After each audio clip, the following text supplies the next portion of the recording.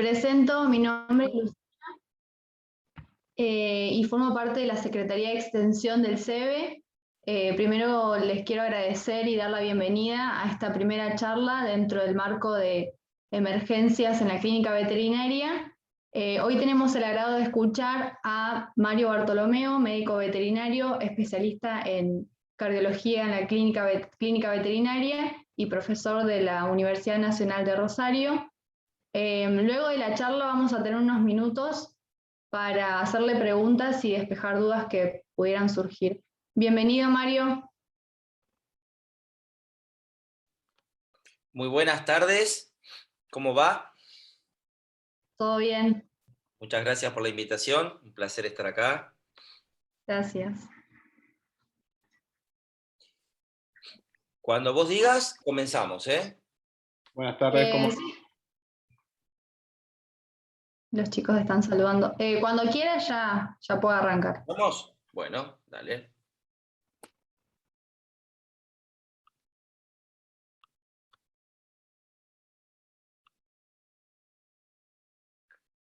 Se está viendo bien la presentación, ¿no es cierto, Lucila? Perfecto. Sí, Excelente. se ve re bien. Buenísimo. Bueno, muy buenas tardes. Un placer estar con todos ustedes. Hoy vamos a desarrollar el tema de edema pulmonar. El edema pulmonar es la emergencia cardiovascular más frecuente y vamos a ver el diagnóstico y el tratamiento de la misma. Todos los que hagan clínica de pequeños animales, incluso en grandes animales, se van a enfrentar en algún momento a un edema agudo de pulmón y es importante que tengamos las herramientas básicas, fundamentales, basadas en la evidencia, para que sepamos cómo hacer un manejo correcto, ya que si hacemos las cosas bien, en general tenemos una buena tasa de sobrevida y de éxito. Mi nombre es Mario Bartolomeo, como me presentó Lucila recién. Yo soy especialista en cardiología, soy especialista en ecografía, soy especialista en medicina felina, soy diplomado en ecocardiografía y diplomado en clínica médica. Así que acá estamos para que, bueno, al final de la presentación pregunten lo que ustedes quieran, no tengo ningún problema. Así que comenzamos con lo mismo. Bien, ¿qué es el edema de pulmón? El edema de pulmón es la acumulación de líquido extravascular en el parénquima pulmonar. Primer concepto fundamental para que quede bien en claro. El edema de pulmón no siempre es cardiogénico. Lo vamos a dividir en dos grandes grupos. El edema cardiogénico, que vamos a desarrollar hoy, y el edema no cardiogénico. Un ejemplo de un edema no cardiogénico puede ser una contusión pulmonar, un paciente séptico que desarrolla un síndrome de distrés respiratorio agudo, un paciente con pancreatitis, un paciente con trauma craneoencefálico, una neumonía. Hay un montón de situaciones que pueden generar un proceso pulmonar inflamatorio, que hablamos de un edema no cardiogénico. Estos edemas no cardiogénicos tienen una característica, que es una alteración importante en la membrana alvéolo capilar pulmonar, y esto genera un exudado de tipo muy proteico, o un trasudado de tipo proteico, básicamente. Exudado cuando hay contaminación, obviamente, pero sobre todo tiene un alto contenido en proteínas. Cuando tenemos un edema cardiogénico, que es lo que vamos a ver hoy, este tiene un mecanismo fisiopatológico específico, que es diferente al edema no cardiogénico. En la universidad que yo trabajo, soy profesor de patología médica, y los alumnos siempre preguntan, bueno, ¿y cómo trato el edema no cardiogénico? Y mi respuesta es siempre la misma. El edema no cardiogénico se trata dependiendo de la causa. No es lo mismo tener un edema no cardiogénico por una neumonía que tener una sepsis o tener una contusión pulmonar. Entonces, el tratamiento del edema no cardiogénico depende mucho de la causa, ¿sí? En el edema cardiogénico vamos a hacer una terapia estándar para todas las enfermedades que producen el edema cardiogénico. Por supuesto que después abordaremos la causa que produjo el edema, pero en general el edema cardiogénico tiene una terapia estandarizada, ¿sí? En el no cardiogénico tenemos terapias de apoyo. Por ejemplo, tenemos un paciente séptico que desarrolla un síndrome de distrés respiratorio agudo. ¿Qué tenemos que hacer? Y normalmente vamos a oxigenar, y en muchos pacientes tenemos que hacer una asistencia ventilatoria mecánica de estos pacientes. Y tratar el paciente séptico, ¿sí? Porque ¿quién generó el edema no cardiogénico? Por eso el edema no cardiogénico depende la causa que lo produce su tratamiento. Si ustedes recuerdan de fisiología, no sé si en la universidad creo que tienen en segundo año, me parece, en casi todas las facultades está en segundo año fisiología. Este es el mecanismo fisiopatológico de movimiento de fluidos. Y yo acá les pongo 4 mecanismos, que son los 4 mecanismos estándar y conocidos para producir la presencia de edemas: aumento de presión hidrostática, una alteración del drenaje linfático, trastornos en la membrana alveolo-capilar y disminución de la presión oncótica.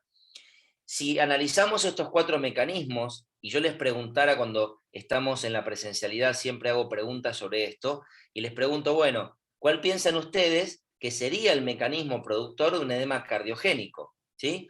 Bueno, claramente el edema cardiogénico se produce por incremento de la presión hidrostática, por eso se produce un edema cardiogénico. Si tengo un edema no cardiogénico, el principal mecanismo es una alteración de la permeabilidad alveolo-capilar. Recuerden que no van a ver prácticamente nunca un edema pulmonar por una disminución de la presión oncótica. ¿Esto por qué no ocurre?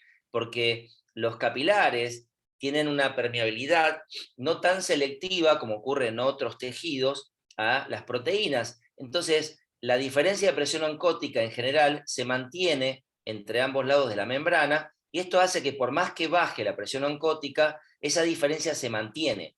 Para que haya un paso de líquido de un lado al otro, necesito diferencia de gradiente de presión oncótica. Si la permeabilidad no es tan selectiva y si disminuye de un lado y del otro de la misma manera, nunca termino generando gradiente de presión oncótica. Por eso a nivel pulmonar no van a ver un edema pulmonar agudo por una disminución de la presión oncótica. Van a encontrar edemas y ascitis, o edemas en tejidos periféricos o ascitis, pero no van a ver un edema cardiogénico. Con respecto a la alteración del drenaje linfático, cualquier causa que altere este drenaje, ustedes recuerden que el drenaje linfático es el principal mecanismo que termina eliminando los líquidos que se van juntando en el pulmón. Si tengo un trastorno del drenaje linfático, voy a tener un edema de pulmón. Una causa conocida de un trastorno del drenaje linfático puede ser un linfoma, y muchas veces vemos que en linfomas hay alteración del drenaje linfático y esto puede generar un edema de origen neoplásico.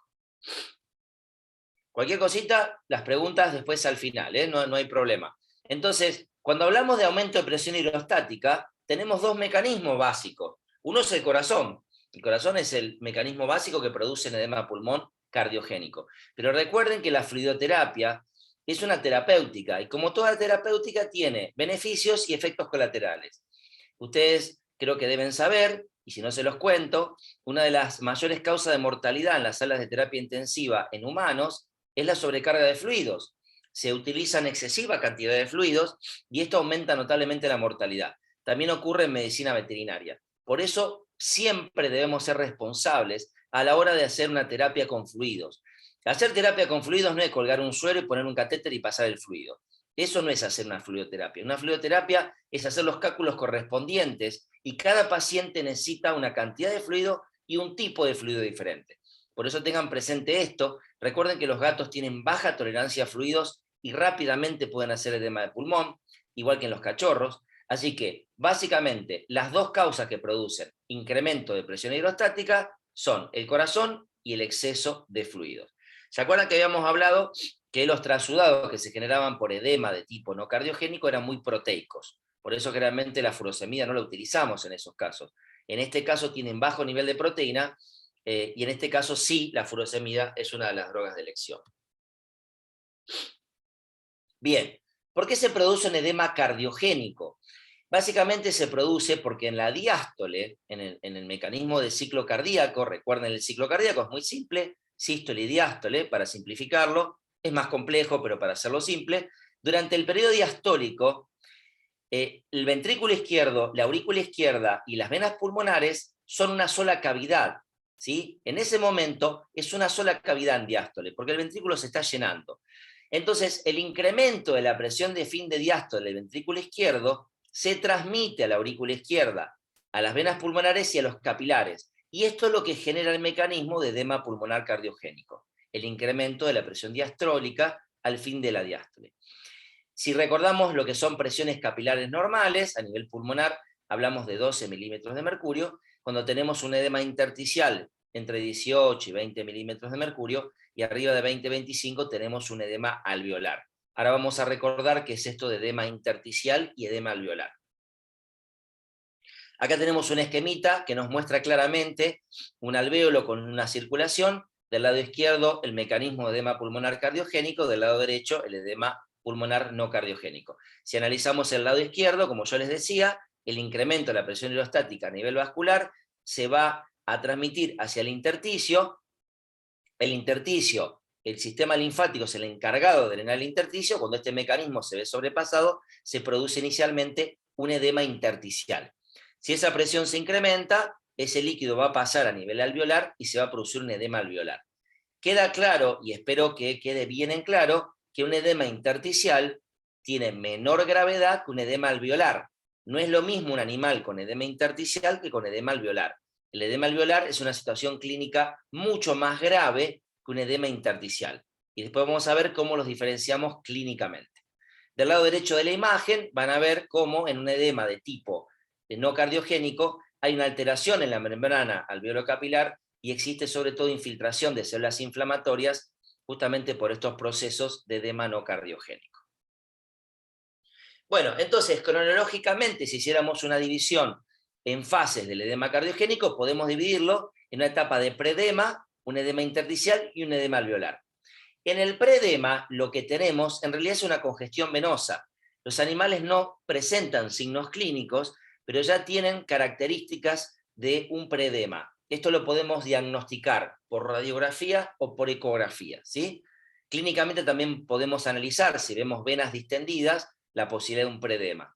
Ya cuando tenemos un edema intersticial o alveolar, vamos a tener signos clínicos muy claros de un edema pulmonar.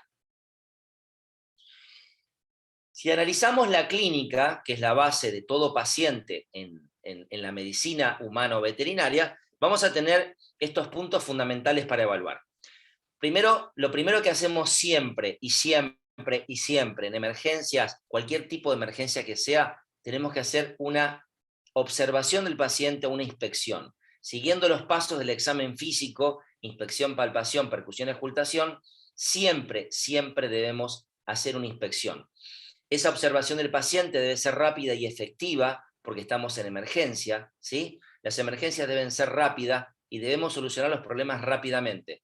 Tampoco sirve apresurarse y hacer las cosas mal, sino ser efectivos, ¿tá? ¿Y cómo se es efectivo en emergencias? Haciendo emergencias. Cuanto más experiencia tenemos, más fácilmente vamos a resolver los casos. Entonces, si tenemos un paciente con edema de pulmón, vamos a hacer una inspección, vamos a observar signos clínicos como taquipnea, un patrón respiratorio restrictivo, incluso una tos discreta. Tos discreta significa una tos muy suave.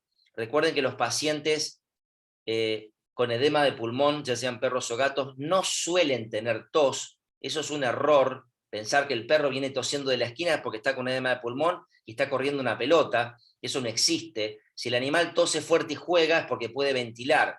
Si tiene una tos muy fuerte es porque tiene un problema en la vía respiratoria de tráqueas, laringe o bronquios. Si tengo un edema de pulmón severo, el animal no puede respirar. Entonces no va a estar tosiendo fuerte, va a tener una tos discreta.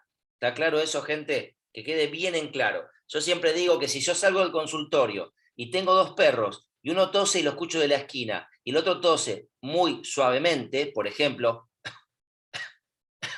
ese perro está muy grave. Entonces la tos fuerte no es grave, la tos suave es grave. Porque recuerden que si ustedes cuando estudiaron, histología y anatomía, ustedes saben que no hay receptores de tos en los alvéolos. Los alvéolos no tienen receptores de tos. Entonces, los receptores de tos están en la laringe, en la tráquea principalmente, y en los grandes bronquios. A medida que los bronquios se van haciendo cada vez más pequeños, se van perdiendo los receptores de tos. Entonces, cuando yo tengo un edema a nivel intersticial o a nivel alveolar, prácticamente la tos no la van a ver. Lo que van a ver es una dificultad respiratoria. ¿Esto significa que nunca pueden toser? No. Pueden toser muy suave, pero lo más común que van a ver es que tengan distrés respiratorio. La auscultación pulmonar, con la presencia de crepitaciones pulmonares, la auscultación cardíaca con soplo, galopes y arritmias, imágenes. Este es nuestro mapa de trabajo para valorar un paciente con edema de pulmón. Lo inspecciono, palpo el pulso, lo ausculto, pulmón y corazón, y voy a hacer imágenes. ¿Qué tiene de relevancia a nivel del examen físico? Lo primero que hacemos, miramos mucosas. Abajo tienen dos pacientes muy claros. Un paciente con mucosas pálidas y un paciente cianótico. ¿Tá? Por supuesto, cabe de maduro decir que el paciente cianótico tiene un cuadro clínico mucho más severo que los otros dos, que el de arriba que es normal y que está pálido, pero si ustedes tienen un paciente clínico y lo ven en la clínica y ven las mucosas pálidas, lo primero que tienen que hacer en ese paciente es palpar el pulso metatarsiano. ¿Por qué? Porque el pulso les va a decir por qué está pálido. Y esto cuando estamos siempre en la presencialidad se los pregunto, pero como no estamos ahora es difícil interaccionar o interactuar con ustedes. Pero, ¿qué quiere decir que toco el pulso? Si tu paciente tiene mucosas pálidas y el pulso está muy fuerte, tu paciente tiene anemia, porque tiene un pulso hiperkinético, porque disminuye la viscosidad. Por eso los pacientes anémicos tienen pulso fuerte. Si tu paciente está con vasoconstricción, porque está con una hipoperfusión, tu paciente tiene mucosas pálidas y tiene el pulso débil. Entonces, ustedes clínicamente pueden diferenciar a través del pulso si esa palidez de mucosa es por una anemia o es porque el paciente tiene una hipoperfusión.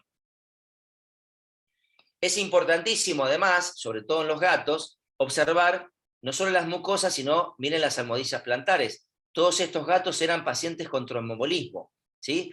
Recuerden que las emergencias cardíacas las podemos dividir en 3 grandes grupos: el fallo cardíaco congestivo, el tromboembolismo y las arritmias. Hoy estamos hablando del fallo cardíaco congestivo, pero el tromboembolismo es una de las emergencias cardiovasculares en gatos sobre todo. Miren los pulpejos de estos pacientes que habían tenido tromboembolismo, ¿sí? Entonces, siempre que hablemos de gatos, recuerden que un gato con fallo cardíaco puede venir paralítico. Entonces, la parálisis en gatos es un signo fundamental que puede estar originado por un fallo cardíaco. No se olviden de eso. O sea, antes de empezar a sacarle radiografía de columna, fíjense que el gato no tenga un tromboembolismo. Miren lo que podemos ver también, observar las yugulares. Miren la imagen de la izquierda, la tremenda dilatación yugular de ese perro, y miren la imagen de la derecha, cómo se ve en un gato el pulso yugular y la distensión de la vena yugular en un gato que hizo un fallo cardíaco congestivo, ¿sí? Esto no es común de ver, ustedes no van a pelar el cuello de un gato y lo van a ver así, esto es totalmente patológico. Acá tenemos un canino hembra, mestizo de 7 años, y fíjense, recién observamos las mucosas, ¿y qué dijimos? Primero miramos, antes de tocar miramos. ¿Y qué miramos? Mucosas y el patrón respiratorio. Fíjense el tipo de patrón respiratorio. Van a ver que todos comparten un patrón muy similar, que tiene que ver con un patrón restrictivo. ¿Qué significa patrón restrictivo? Significa que el animal respira rápido y superficial. La frecuencia está aumentada y la profundidad está disminuida. Eso es un patrón restrictivo, que es muy característico de las enfermedades torácicas de tipo pulmonares o incluso pleurales. Los pacientes que tienen enfermedad pleural también tienen patrones restrictivos. ¿Y cómo diferenciamos uno del otro? Y a través de la auscultación. Si tu paciente tiene una patología pulmonar, en general va a tener sonidos tipo crepitaciones a nivel pulmonar. Si tu paciente tiene un derrame pleural o un hemotórax, tendrá los sonidos apagados. Así que con la inspección podemos ver que el animal tiene un patrón restrictivo. Después diferenciaremos si es pulmón o es pleura. Acá tienen otro paciente. Recuerden que el edema de pulmón, además de todo, puede ser leve, moderado o severo. No todos los edemas de pulmón son fulminantes, ¿tá? Hay animales que tienen edema pulmonar incluso leve. Acá tienen un canino hembra mestizo de 14 años y fíjense el tipo de patrón respiratorio. Recuerden algo muy importante en la inspección o en la semiología.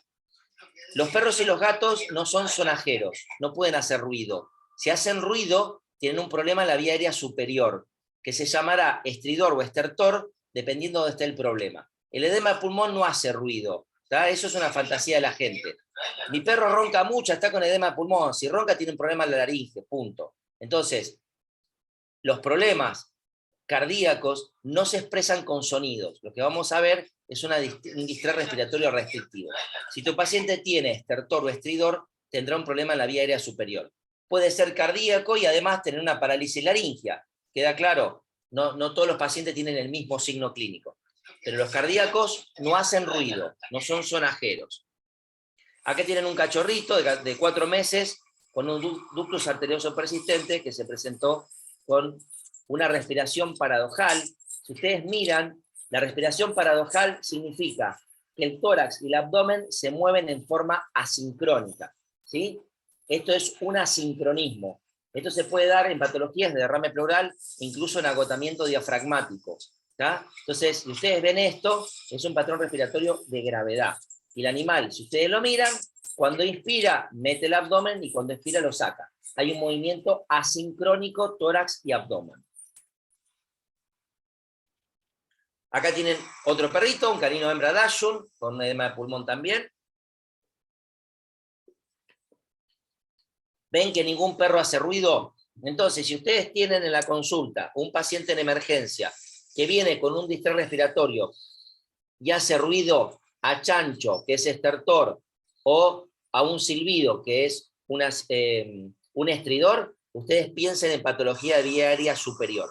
Si vienen así, piensen en patología de vía aérea inferior.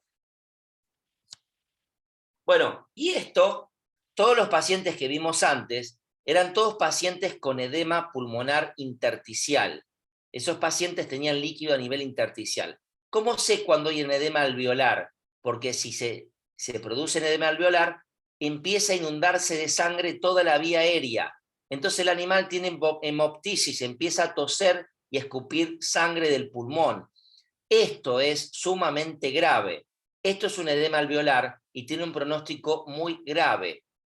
De hecho, estos pacientes, la mayoría de las veces hay que intubarlos y hay que ventilarlos mecánicamente porque tienen un pronóstico muy grave.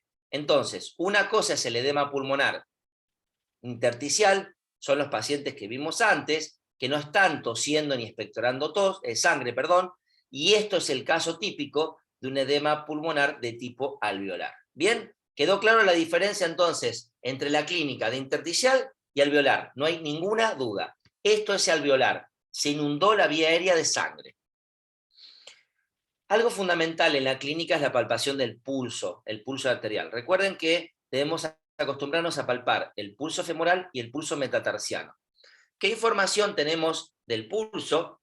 Y yo siempre pongo esta imagen, que me gusta mucho, y es decir, bueno, ¿cuáles son los puntos a tener en cuenta en un pulso? Primero, ¿tiene pulso o no tiene pulso? Fundamental, si hay déficit de pulso. Después, dos preguntas elementales, ¿el pulso es débil o el pulso es fuerte? Después, si tenemos un pulso paradojal y si tenemos un pulso alternante. Bueno, vamos a hacerlo muy fácil. Tengo un paciente ahora en la camilla y ustedes les toman el pulso. Primera pregunta, ¿tiene pulso sí o no? Estas son preguntas cortas, ¿sí o no? Bien. ¿El pulso es débil o el pulso es normal o fuerte? Entonces las respuestas son pulso débil, pulso fuerte. Si tu pulso es débil, pensaré en un paciente con hipoperfusión, ya que es fundamental, la amplitud del pulso depende del volumen sistólico. Y si tengo un pulso fuerte, una de las causas que me fijaré o pensaré, entre todas, porque hay varias, una que no tenga bradicardia. Si tu paciente tiene bradicardia, la amplitud del pulso aumenta porque la presión diastólica disminuye. ¿Queda claro eso? Amplitud del pulso es la diferencia entre la presión sistólica y diastólica. Si tu paciente tiene 120 de sistólica y 80 de diastólica, tiene una presión de pulso de 40. Si tu paciente tiene bradicardia, la presión diastólica es menor, porque está más tiempo en diástole. Eso hace que la presión sea menor y por eso los pacientes bradicárdicos tienen pulso fuerte. Si tu paciente es bradicárdico y tiene pulso débil, está muy mal, porque fisiológicamente no está compensando. ¿Qué es un pulso paradójico? Es el pulso que aparece y desaparece con la respiración. Típica patología del taponamiento pericárdico. Cuando el paciente inspira, el pulso desaparece, cuando el paciente expira, el pulso vuelve. Eso es muy típico del taponamiento pericárdico. Y el pulso alternante es típico de las arritmias. Un pulso normal, cuando hablamos de latidos prematuros. Tiene un pulso normal, un pulso deficiente, un pulso normal, un pulso deficiente. Esas son las preguntas fundamentales que tenemos que hacernos. Hace unos años se publicaron dos trabajos, uno en gatos y otro en perros. Siempre los mostramos en todas las charlas porque son interesantes. Y lo que se hizo fue determinar si el pulso metatarsiano y el pulso femoral correlacionaban con algún valor de presión arterial.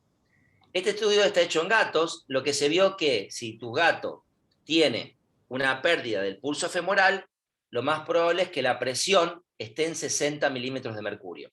Y si tu gato pierde el pulso metatarsiano, la presión estará en 80 milímetros de mercurio. Esto es una estimación a través de la presencia o ausencia del pulso, entonces siempre acuérdense el 60-80, dependiendo si están en femoral o metatarsiano. En gatos esto tuvo una buena correlación, pero en perros ocurrió lo siguiente. El mismo estudio que se hizo en perros, se vio que si el animal no tiene pulso, esto es específico para hipotensión. Sin embargo, hay perros que tienen pulso metatarsiano presente y están hipotensos.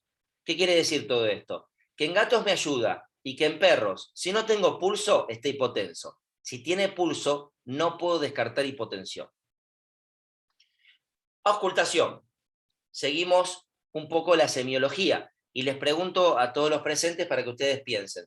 ¿Todos los perros y gatos con enfermedad cardíaca tienen soplo? Piensen un segundo. Bueno, espero que la respuesta sea que no y claramente que no, ¿sí? Hay enfermedades cardíacas que dan soplo y hay enfermedades cardíacas que no dan soplo. ¿Qué quiere decir esto? Que ustedes no pueden descartar un edema pulmonar cardiogénico porque el perro o el gato no tenga soplo. Y les voy a dar dos ejemplos muy claros, que después lo vamos a ver. Las cardiomiopatías dilatadas, cuando se presenta con un edema agudo de pulmón y ustedes lo ocultan, y ya pasó un montón de veces, los animales no tienen soplo. ¿Y por qué no tienen soplo si tiene dilatada? Porque tiene una disfunción contráctil tan severa que para que haya un soplo necesito que se contraiga el ventrículo para producir turbulencia. Si yo no tengo contractilidad o es muy baja, no tengo turbulencia en la válvula. Por eso muchos de esos pacientes no soplan y están sumamente graves. Y en gatos, el 40% de gatos cardíacos no tienen soplo. Entonces, ustedes no pueden descartar edema pulmonar cardiogénico porque el animal no tenga un soplo. Grave error. ¿Cómo se clasifican los soplos? Hace muchos años, semiológicamente, se clasificaban en 6 grupos, y esto quedó para la historia, porque la verdad solamente lo que hacemos cardio, sabemos cómo se clasifican y demás, y además es una metodología subjetiva. Hoy en día, la nueva clasificación, o moderna, con respecto a la clasificación de los soplos, los agrupamos en 4 grados, ¿sí? Y esto tiene buena correlación con la clasificación vieja, diríamos, de semiología de hace muchos años. Soplos suaves, soplos moderados, soplos fuertes y soplos que tienen frémito, ¿sí? Y con esto podemos clasificar a los pacientes en 4 grados, ¿tá? Esto es mucho más amigable y es mucho más representativo, ya que la auscultación es un método subjetivo, ¿tá? Tiene mucha subjetividad y hay que tener experiencia. Entonces, ¿yo qué hago con los alumnos cuando estamos en la práctica? Entro un animal, lo ausculto, no digo nada y lo voy a auscultar a 5 o 6 alumnos. Los 5 alumnos dicen algo diferente, ¿tá? ¿Por qué? Porque no tienen experiencia y porque hay mucha subjetividad. Entonces, hay que aprender a auscultar correctamente y hay que estar con alguien que sepa auscultar para que uno haga el oído. No es imposible, pero es importante siempre tener la auscultación de alguien que sepa, ¿no? Bien, otra pregunta para ustedes. ¿La intensidad de un soplo guarda relación con la gravedad de la enfermedad? Les doy un segundo para que piensen.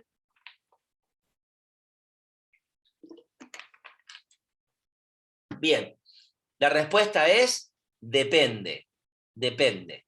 Entonces, ¿por qué depende? Porque depende de la enfermedad. Acá tienen un trabajo muy lindo sobre enfermedad mitral, y fíjense lo que muestra esta gráfica, ¿no? Esta gráfica muestra, es una curva, estas se llaman curvas de sobrevida, curvas de Kaplan-Meier, que son curvas de sobrevida de pacientes. La van a ver en un montón de trabajos. Entonces, ¿qué muestra esto? Que los pacientes que tienen un soplo de alta intensidad tienen menor sobrevida que los pacientes que tienen un soplo de baja intensidad. Pero esto correlaciona en la enfermedad mitral. ¿Por qué? Porque la enfermedad mitral es una enfermedad propia de la válvula, no tiene otro problema más que la válvula. Entonces, cuando sopla muy despacito, la enfermedad suele ser leve, cuando sopla muy fuerte, la enfermedad es grave. O sea que la intensidad del soplo guarda relación con la enfermedad mitral. Acá tienen otro trabajo sobre enfermedad mitral y lo mismo que yo les mostré antes, ¿no? Cómo correlaciona según el grado de enfermedad. Esperen, ¿eh? Bien. Bueno, ¿qué pasa con los gatos? Acá tenemos un felino hembra mestizo de 11 años y miren cómo respira esa gatita, ¿sí? Yo llegué al consultorio y respiraba así la gata. ¿Tá? Esa era su respiración. El problema de los gatos es que siempre hacen lo mismo. Siempre ocultan signos clínicos. Y si a veces tienen pelos largos, se los pueden llegar a confundir. Claramente este paciente tenía un distrés respiratorio por un edema de pulmón cardiogénico, ¿sí? yo no puedo decir mirando el gato que tiene un edema pulmonar cardiogénico. Yo puedo decir que el gato tiene un distrés respiratorio con una patología torácica. Después veré qué es lo que tiene.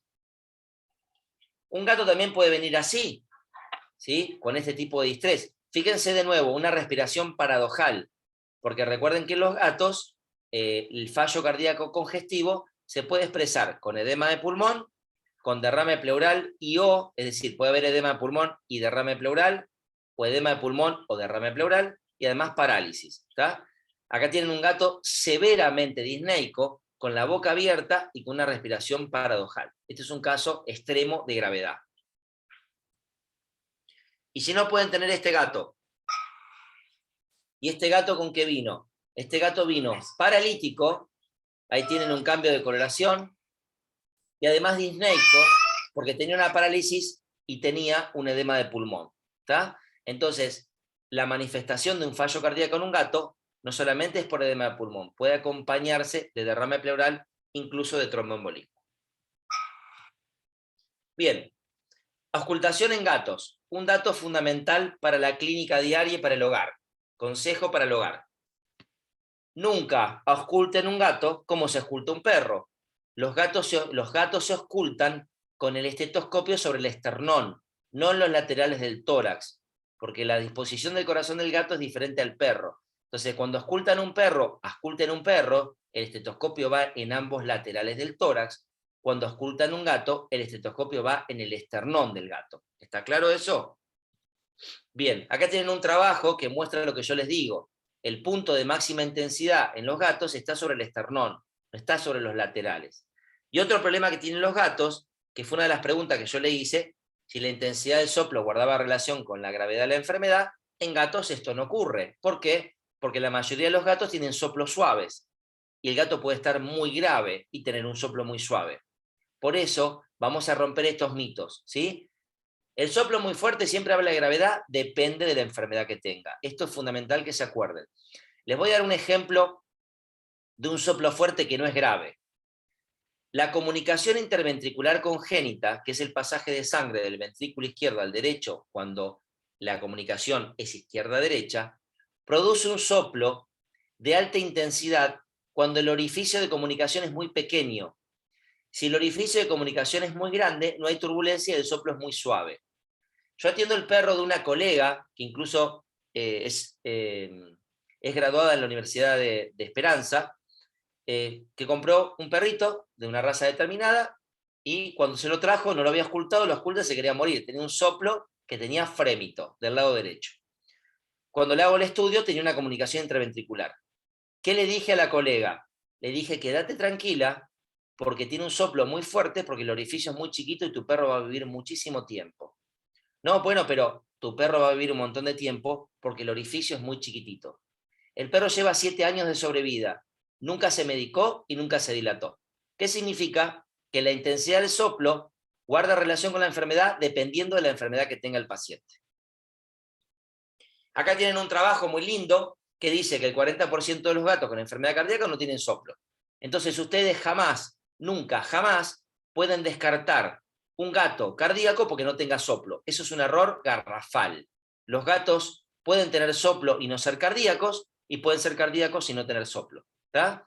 Este trabajo lo que demostró es que en gatos que eran tratados con fluidoterapia, anestesia, cirugía o habían recibido corticoides, habían desarrollado un fallo cardíaco porque eran gatos que no tenían ningún soplo. Y solamente con la auscultación no era suficiente para categorizar esos gatos como cardíacos o no cardíacos. Bien, algo muy interesante de este trabajo dice lo siguiente, y esto acuérdense siempre de esto. Los gatos con disnea debido a falla cardíaca no tienen tos, ¿sí? Si un gato tiene tos, seguro no es cardíaco, ¿tá? Si el gato tose, es bronquial o es asmático. Lo que no es seguro es cardíaco, ¿tá? Olvídense de eso. Y otra cosa muy importante, bueno, los gatos, dice, no tienen soplo, realmente cuando están en fallo cardíaco no tienen soplo, y algo muy interesante es lo siguiente, que los gatos, a diferencia de los perros, suelen tener una depresión de la frecuencia cardíaca, es decir, están bradicárdicos. Si yo soy un perro, cuando el perro nació, le dieron un libro de medicina veterinaria y le dijeron, léelo porque vos tenés que seguir estos pasos. Y el perro, como es muy obediente y hace lo que el dueño le dice, el perro leyó el libro y los perros, cuando le falta oxígeno, hacen taquicardia. El gato no, porque el gato no quiso leer el libro cuando nació, hizo lo que se le cantó y los gatos hacen lo que quieren. Por lo tanto, como los gatos no leyeron los libros, los gatos hacen bradicardia a pesar de estar hipoxémicos. ¿Queda claro eso, gente? Entonces, el perro hace lo que corresponde, el gato no lo hace. Bien, acá tienen un estudio muy lindo sobre 145 casos de perros y gatos, y fíjense lo que dice el trabajo, que es lo que normalmente vemos nosotros. Los pacientes con edema de pulmón suelen tener una sobrevida de aproximadamente el 80%, que es muy alta. Es la emergencia cardíaca más frecuente, el edema de pulmón, y tiene una alta tasa de éxito. Por eso es importante que ustedes aprendan cómo diagnosticarlo y cómo manejarlo, porque tiene una muy buena tasa de éxito. Algunos datos que muestra el trabajo ya lo fuimos charlando, que tienen que ver con que hay muchos animales con edema de pulmón que no tienen soplo. Entonces ustedes no pueden descartar eso. Otro dato importante que tienen que saber es que muchos animales con edema de pulmón, cerca de un 30%, no tienen crepitaciones pulmonares. No pueden descartar edema de pulmón porque el animal no tenga crepitaciones. ¿Tá? 1 más 1 en biología no es 2. Entonces no son todos iguales. ¿Tá? Y un dato interesante que sí pasa, que es importante, que los gatos con fallo cardíaco, a diferencia de los perros, suelen estar hipotérmicos. ¿Tá? Cuando tengan un gato en la sala de emergencias y está hipotérmico y respira muy mal, es muy probable que pueda ser cardíaco. ¿Está? Bien. Ahora bien, estuvimos viendo una serie de signos clínicos. Vimos mucosas, color de mucosas, vimos el tema de respiración, y yo siempre me gusta mucho hablar de la medicina orientada al problema. ¿Sí? ¿Cuáles son los problemas que tengo en mi paciente? Y hago una lista de problemas, ¿sí? Estas guías de diagnóstico y tratamiento de la falla cardíaca aguda y crónica de medicina humana son unas guías muy interesantes que nos aportan un dato interesante. Miren esto. ¿Cuál es mi lista de problemas? Estoy en el consultorio, tengo el perro o el gato, viene el animal y tiene disnea, ortopnea, edema periférico, todo lo que ven acá, ¿no? Y además tiene extremidades frías, depresión mental y demás. Yo tengo que hacer mi lista de problemas, porque no todos los animales llegan con la misma cantidad de problemas. Y yo tengo que clasificar a mis pacientes básicamente en dos grandes grupos.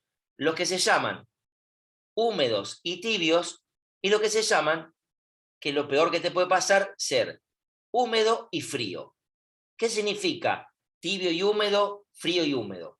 Húmedo, que están congestivos. ¿Cómo sé que están congestivos? Porque tengo signos clínicos, en este caso, como el edema de pulmón, la disnea, la ortopnea, el edema, que me orientan hacia ese lado. ¿Cómo sé que está frío o caliente?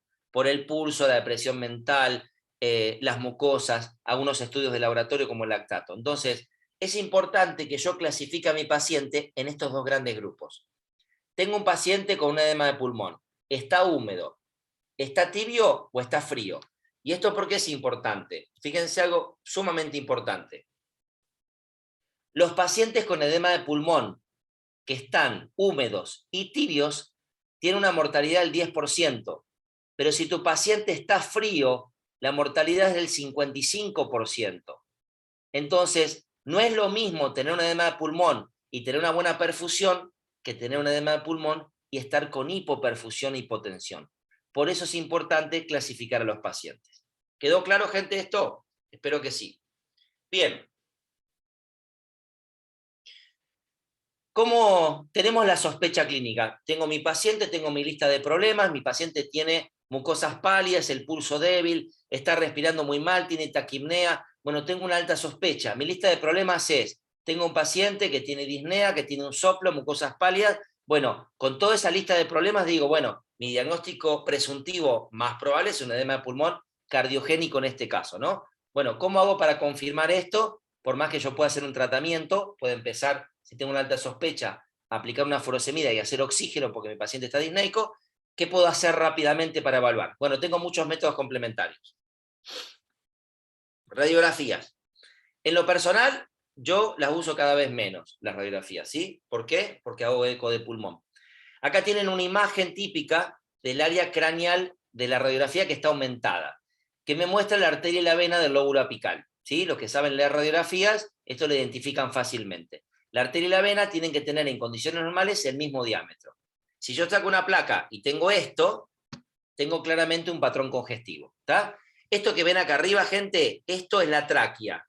Y esto es una imagen aumentada, todo esto es el corazón, y esto es una imagen aumentada para que se vean bien los vasos apicales, ¿está? Entonces, la arteria y la vena del lóbulo apical radiológicamente tienen que ser iguales. Si yo tengo la vena más grande que la arteria, tengo un patrón congestivo, que era el famoso preedema, que yo les conté. Así se diagnostica. ¿Qué pasa con el edema intersticial? Vimos un montón de videos de edema intersticial, ¿sí? Si hago una radiografía voy a tener esto. ¿Qué tengo? Un aumento, sobre todo, de la congestión a nivel periliar, ¿tá? Que cuando se hace severa, esto se hace difuso. Pero el perro, como lee el libro cuando nació y le dijeron, vos, cuando haces edema de pulmón tenés que hacer primero periliar, el perro hace periliar. El gato hace lo que se le canta, pero el perro hace periliar. Por eso el perro es muy fácil. Y acá tienen el famoso edema pulmonar alveolar, ¿sí? Con lo que yo les mostré, ¿tá? Y esta placa que yo les voy a mostrar, yo no saco nunca más esto, porque detrás de esta placa hay un paciente, ¿tá? Y este animal se está muriendo que no puede respirar. Así que yo no hago más radiografías, se las muestro porque están dentro de toda la bibliografía, pero mi experiencia, ya hace muchos años, estos pacientes se diagnostican con ecografía pulmonar y ecografía de tórax, ¿tá? Que es un método rápido, sensible, muy sensible, que no posiciona al paciente disneico y que le hago la eco como esté el paciente. Ecocardio, ¿es fundamental hacer un ecocardio? Y sí, por ejemplo, este paciente que tiene una aurícula izquierda gigante, ¿tá? Tiene un derrame pericárdico por un desgarro de la aurícula, y todo esto es la aurícula. Este paciente que tenía un edema pulmonar por una enfermedad mitral crónica muy severa, y además tenía una pequeña hemorragia pericárdica. Pero este animal que está acá, lo que van a ver es las 4 cámaras dilatadas, porque tiene una cardiopatía dilatada, o sea, no es igual que el otro. En este paciente yo haré terapia con soporte inotrópico. En el anterior no, porque el inotropismo es normal. Por eso yo les decía que los edemas de pulmón los tratamos todos iguales, cardiogénicos, pero después tengo que buscar qué causa lo produzco, porque tengo que tratar la cardiopatía de base. No es lo mismo una mitral, una dilatada, un derrame pericárdico, o sea, no es lo mismo. ¿Bien? Bien, ecografía pulmonar, nada, acá les muestro una imagen de lo que es un eco pulmonar. Esto se llama línea pleural, no importa, es para mostrarlo y ejemplificar, ¿sí? Y este es un perrito que tiene una aurícula muy dilatada y que en menos de 30 segundos miramos el pulmón y diagnosticamos a través de artefactos de ecografía pulmonar la presencia de un edema pulmonar. Acá se ve lo que se llama una cortina blanca y esto confirma un edema pulmonar. No hace falta sacar una placa, ¿está claro? Lo hago con el eco en 1 minuto y tengo el diagnóstico. Bien, y vamos a la última parte que es el tratamiento. ¿Cómo tratamos a estos pacientes? Bien, entonces ahora ustedes lo que tienen que hacer es agarrar un lápiz y papel y anotar esta sigla que yo les dejo acá, que se la van a acordar siempre en su vida, que es el FONS-P. ¿Qué significa FONS-P? Furosemida, oxígeno, nitroglicerina, sedación y pimovendam. Esto, al día de hoy, basado en toda la evidencia científica que existe, sigue siendo, con algunas diferencias, y ahora las vamos a ver, la terapia estándar para tratar un edema pulmonar cardiogénico. Todos los edemas de pulmón cardiogénico, absolutamente todos, se tratan con 3 drogas, todos. Furosemida, oxígeno y sedación. Eso va para todos, absolutamente todos. Nadie discute que un paciente con edema de pulmón necesite oxígeno, sedación y furosemida. Vamos a ver algunas cosas de lo que es la nitroglicerina y vamos a ver algunas cosas del pimovendam. Entonces, furosemida, ¿qué dosis? Bueno, les puse de 1 a 4 miligramos por kilo. ¿Por qué les puse esto? Porque si tengo un gato usaré 1 o 2 miligramos por kilo, si tengo un perro usaré 4. ¿Está? Tienen dosis de infusión ahí que la pueden ver, de 0,5 miligramos kilo hora de infusión. Y lo que yo utilizo y lo que está recomendado para controlar ese paciente que tiene un edema de pulmón, es decir, tengo mi paciente en la camilla, todos los que vieron, ¿qué hacemos? Oxígeno, sedación y furosemida. Y empezamos a controlar la frecuencia respiratoria. Cuando la frecuencia respiratoria baja de 40, ya empiezo a estirar mi tratamiento de furosemida. Es decir, el mejor parámetro de monitorización del edema de pulmón es la frecuencia respiratoria, porque es bueno, bonito y barato, ¿tá? Y si no, ¿con qué lo pueden hacer? Con eco pulmonar. Bien, acá les muestro un trabajo muy interesante sobre las diferentes vías de administración de furosemida. Y esto les tiene que quedar muy en claro, y esto yo se los pregunto a los alumnos siempre, porque lo tienen que saber de farmacología, y es fundamental. La furosemida, este trabajo evaluó la furosemida endovenosa, subcutánea, oral, y CRI significa infusión a ritmo constante. Furosemida por vía endovenosa, a la hora tiene el efecto máximo y dura aproximadamente hasta 2 horas. ¿Y esto qué significa? Que si la furosemida la uso endovenosa, a las 2 horas tengo que repetir porque ya empieza a bajar a las 2 horas. ¿Está claro? Comienza a actuar rápidamente, alcanzando el pico máximo a la hora y actuando hasta 2 horas. Si la furosemida la voy a usar por vía subcutánea, la furosemida comienza o tiene su efecto a la hora y dura hasta 4 horas. O sea que si yo hago una furo subcutánea, después de 4 horas, fíjense, ya los valores son muy bajos. ¿Tá? La furo subcutánea dura 4 horas. Si mi perro tiene furosemida por vía oral, el pico lo hace a las 2 horas, entre 2 y 4 horas, y dura hasta 6 horas. La furosemida no dura 12 horas, dura 6 horas el efecto máximo. Nosotros la damos cada 12 horas o cada 8, pero sepan que la duración máxima es 6 horas. Y fíjense un dato interesante, porque siempre se preguntó si la furosemida conviene hacerla en bolo o en infusión. La furosemida en CRI comienza a actuar a las 4 horas. En 4 horas se me murió el paciente. Entonces, la furosemida la hacemos en bolo endovenoso, lo repetimos a las 2 horas y podemos comenzar a hacer un CRI que va a alcanzar su efecto más importante a las 4 horas. ¿Está? Bien. Oxígeno, siempre. Siempre oxígeno. Si tu paciente respira mal, está hipoxémico. Tenemos muchos métodos de administración de oxígeno, ustedes ya los conocen. Pueden usar el tubo, el catéter nasal, la máscara. Pueden usar las jaulas de oxígeno, que pueden ser caseras o pueden ser una UCI. Pueden usar el collar isabelino tapado. Recuerden que el tema del collar isabelino tapado, tengan mucho cuidado con la hipertermia, porque genera muchísimo CO2, tiene que estar abierto, si no el paciente empieza a tener severos problemas de temperatura. Y en los casos más severos, intubación endotraqueal. Fíjense algo interesante.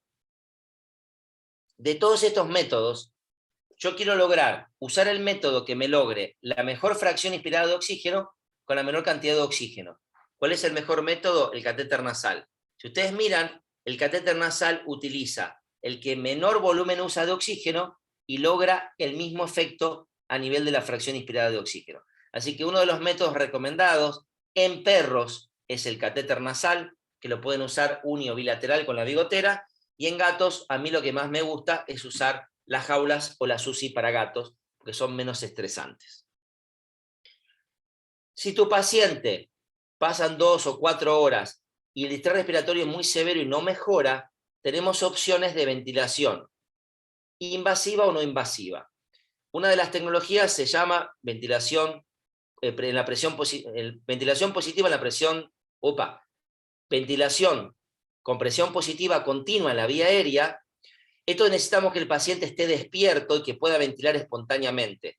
Esto logra fracción inspiradas muy alta con una presión continua en la vía aérea y mejora mucho la oxigenación de los pacientes. Es decir, en vez de hacer oxígeno normal como vimos hoy, usamos una presión positiva continua en la vía aérea que se llama CPAP. Ese es el famoso CPAP. Ese CPAP utiliza una máscara, utiliza altos flujos y utiliza lo que se llama PIP, que es una presión expiratoria final. Esa presión expiratoria final lo que hace es mantener más tiempo el oxígeno y permitir un mejor intercambio. Dentro de estas maniobras de ventilación mecánica no invasiva, este famoso CPAP tiene una altísima indicación en edema agudo del pulmón.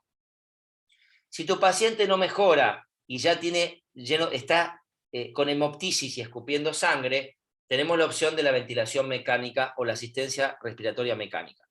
Este es uno de los pocos trabajos publicados, lo que mostró que los pacientes que entraban en ventilación mecánica tenían hasta un 62% de sobrevida, que el tiempo aproximado de ventilación era de 30 horas, y que los pacientes que más se murieron eran los pacientes que tenían falla renal, que tenían oliguria, anuria, azotemia, y además en este trabajo se demostró que el pentobarbital era un marcador de gravedad. Los pacientes que usaron pentobarbital para inducirlo se murieron la mayoría. Por lo tanto, no es una droga de elección.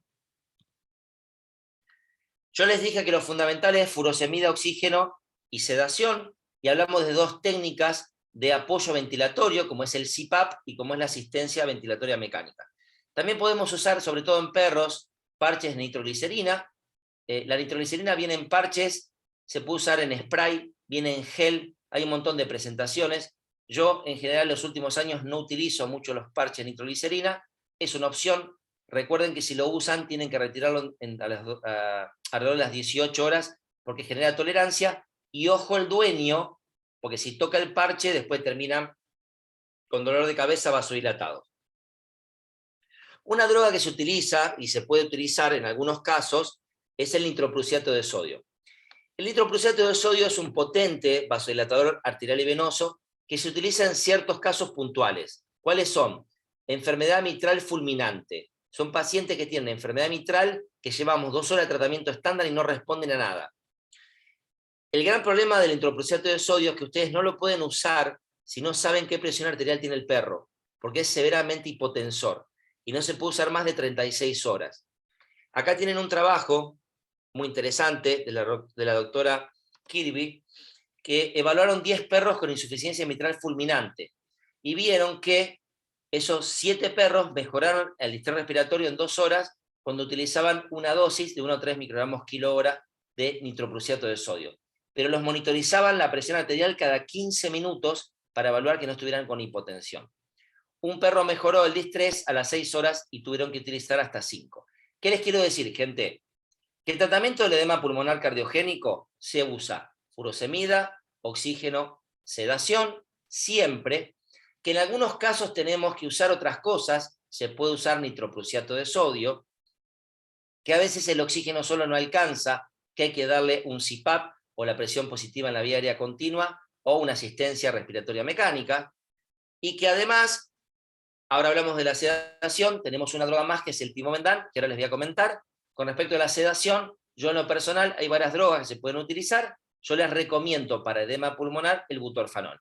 El butorfanol es la droga más segura y una de las mejores drogas para sedar pacientes con edema agudo del pulmón.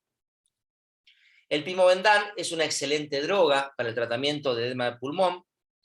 Ahí tienen la dosis que pueden utilizar. ¿Cuándo usamos pimobendan? Y en general yo uso pimobendan en todos los edemas de pulmón, en enfermedad mitral, en cardiopatía dilatada y en cardiopatía hipertrófica. ¿Por qué uso pimobendan? Porque el pimobendan es un vasodilatador mixto y además mejora mucho la función sistólica de estos pacientes que están severamente afectados. Así que mi terapia recomendada para el edema de pulmón es furosemida, oxígeno, sedación y pimobendan. Se puede utilizar tanto en perros como en gatos. Si tu gato además hace un derrame pleural severo, tendrán que hacer una toracocentesis, porque recuerden que los gatos no solo hacen edema de pulmón, sino también pueden hacer derrame pleural. Y vemos algunos casos y terminamos. Acá tienen un perrito, un canino macho mestizo de 11 años, con una taquipnea marcada, ¿sí? Por un edema de pulmón. Hicimos la terapia estándar, usamos un FOS, y a las 48 horas así estaba el perro. ¿Está? Impecable. ¿Está? Acá tienen un gatito, un felino macho mestizo de 2 años de edad. Fíjense el patrón respiratorio, el esfuerzo nasal que hace el gato para respirar. Este gato tenía una cardiopatía hipertrófica transitoria, es un tipo de enfermedad miocárdica del gato. Y después de 24 horas de hacerle un FONS-P, ahí tienen al gato después del tratamiento. ¿Está? Furosemida, oxígeno, sedación y pimobendan. Y por último, acá tienen un gatito, mucho más severo, es un macho mestizo de 12 años, tenía edema de pulmón y derrame pleural. Fíjense el distrés respiratorio, tenía una cardiopatía restrictiva, severa.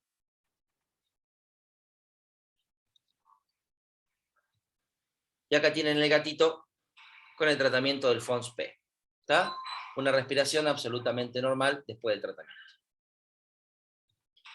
Muy bien, gente. Y eso es todo. Creo que estamos en tiempo, me pidieron aproximadamente 1 hora, así que traté de cumplir el horario.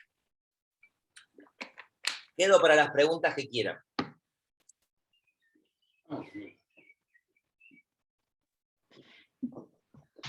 Si quieren hacer una pregunta, pueden activar la cámara y preguntarle a Mario.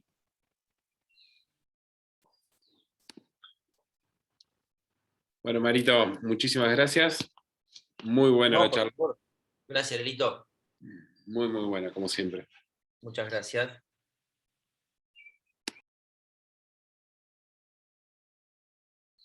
¿Alguien quiere preguntar algo, chicos? Si no, creo que la van a subir a la clase, ¿no, Lucila? Te están preguntando ahí en el chat. Va a quedar Sí. subida. Perfecto. Sí, acá en el chat también veo dos preguntas, una Sí, de acá Diana Wagner. Sí, ahí las leo yo, no hay problema. Lo que pasa es que no estaba viendo el chat. Dice, pero esa tos relacionada a algo bronquial se puede relacionar con algo cardíaco. ¿Querés activar el micrófono, Diana? Y preguntarme bien, porque pasó durante la charla y no sé bien a qué te referís. Voy contestando la de Rodrigo Perusini, que dice, si hay derrame pleural, deberíamos siempre punzar y analizar el líquido. Muy buena pregunta, Rodrigo. ¿Siempre que derrame pleural hay que punzar? No. Si el derrame pleural es severo, sí hay que punzar. Pero muchos animales tienen derrame pleural leve, no es necesario punzar. Y hay que analizar el líquido, siempre que puncen, analicen el líquido, por supuesto. Lo que yo hago es que si tengo un derrame pleural por una cardiopatía, no estoy haciendo análisis del líquido porque veo que es por la cardiopatía. Ahora, si tengo un derrame pleural y veo una masa, o tengo un derrame pleural y no es cardiogénico, siempre voy a punzar porque el análisis del líquido pleural es fundamental. Diana, decime. Buenas tardes, profe. Disculpe, estoy en la calle y se escucha por ahí un poco de ruido. No pasa nada, quédate tranquila. Mi pregunta era referida cuando nombró el tema de la tos, que no se refería a algo cardíaco, que podía ser por algo bronquial o algo de faringe, creo que nombró.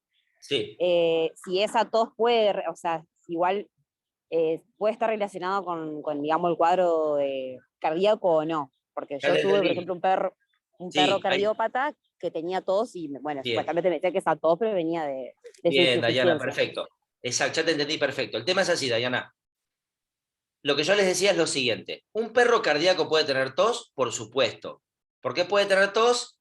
Está un poco cuestionado, pero hoy salió hace un poquito un trabajo hecho sobre sobre tomografía computada que termina un poco a avalar de nuevo la vieja teoría que decía que el corazón muy grande comprime el bronquio izquierdo y da tos. Eso es lo que comentabas vos, Diana, que tenías un perro cardíaco y tosía. Eso es correcto y da una tos muy fuerte. ¿Por qué? Porque la tos es por compresión bronquial y da una tos muy fuerte. Diferente la tos de edema de pulmón.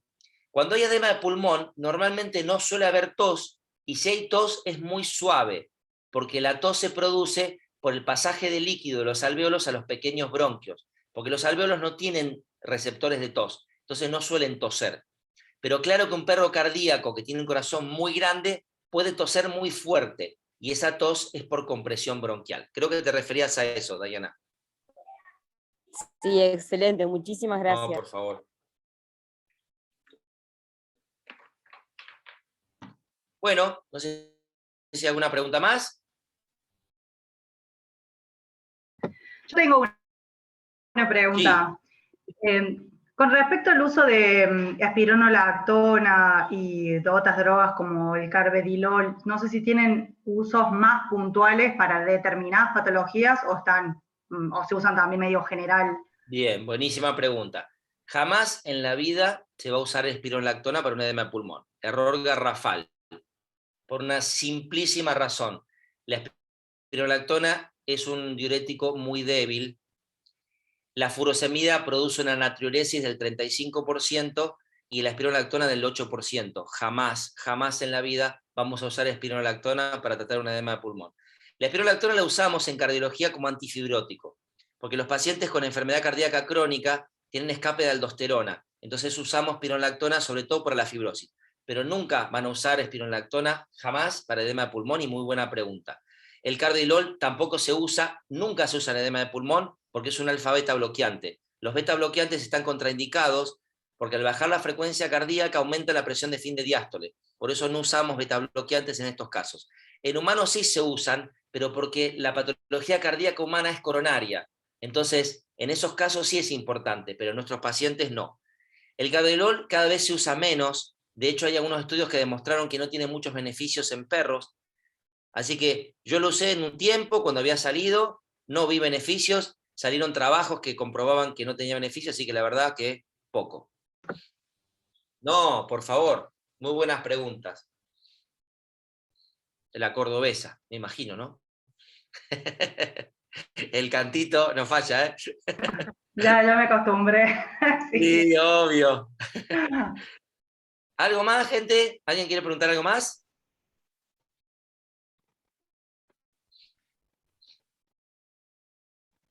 Bueno, entonces si no hay más preguntas, agradecemos a Mario y a Ariel también, y recordarles que va a estar subido este video al canal de YouTube del centro, y bueno, espero que sigamos en contacto con Mario porque la verdad que es súper interesante la charla. Bueno, muchísimas gracias. Gracias Bueno, por la gracias. invitación. Gracias, Lucila, por la invitación. Gracias, Ariel. Y bueno, un placer haber compartido con todos ustedes. Les mando un fuerte cariño a todos y que estén muy bien. Y muchas gracias. Bueno, gracias. Gracias, profe. Muchas Adiós. gracias.